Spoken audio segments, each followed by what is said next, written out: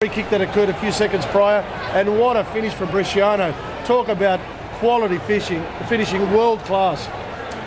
Oz, your views? The refereeing wasn't always good. I mean, there was a goal disallowed which was definitely not offside, but here are the highlights from the first. That's your assistant referee there. I think the referee's done a reasonable job, actually. He's been quite good, but for me, a very, very good first half performance in the sense that everything we would have expected. Good passing, good movement from Australia. Our movement in wide areas was far better.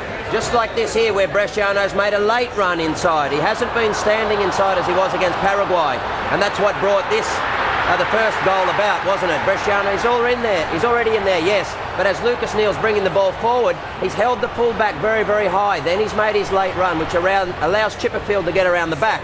As he comes in there, then he creates the spare man in the centre of the park. That's what's telling, because the defence cannot adjust so quickly. Good work in the pressure in their half of Bahrain. It's what we didn't do the other night against Paraguay. We sat back a little bit, particularly in the first half. Here against a weaker opponent, of course you need to step on, pressure them in their half. We should very rarely see Bahrain, in actual fact, get out of their half in this game. There was a couple of incidents in the first half which were concerning. They've got some real speed, Nick, haven't they, on the right of their flank, and 2 or 3 times they got through and caused us some concerns. A better team may have punished us. But in general, you see here, pushing both Emerton and Chipperfield very high up the park. We talked about keeping 3 back. It's always been Beecham, Neal, and of course Grella shielding in front.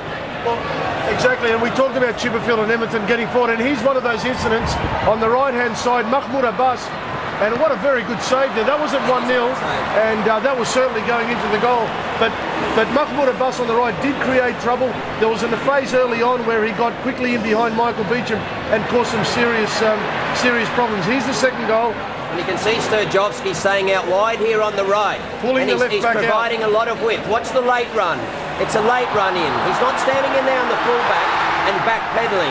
He holds his ground very, very nicely. That's how you play a 4-3-3. You don't keep people central and let them be picked up early. As he comes in, it's a lovely ball from Chipperfield. I think he's aiming for Cahill there, and it was a foul. Sturjovski did ever so well to get that back across to Bresciano, and well, didn't the crowd love that finish? And don't we all? We love Marco Bresciano. I think he's a superstar. Great control from Mile Sturjovski as well, Les. The ball came across from Chippers, and boy, oh boy, we can watch this over and over again and never get bored. And this is the difference to the game the other night. You had Chipperfield wide crossing the ball, but you had real width on the other side of the park from Sturjovski. See the run there from Emerton around the right.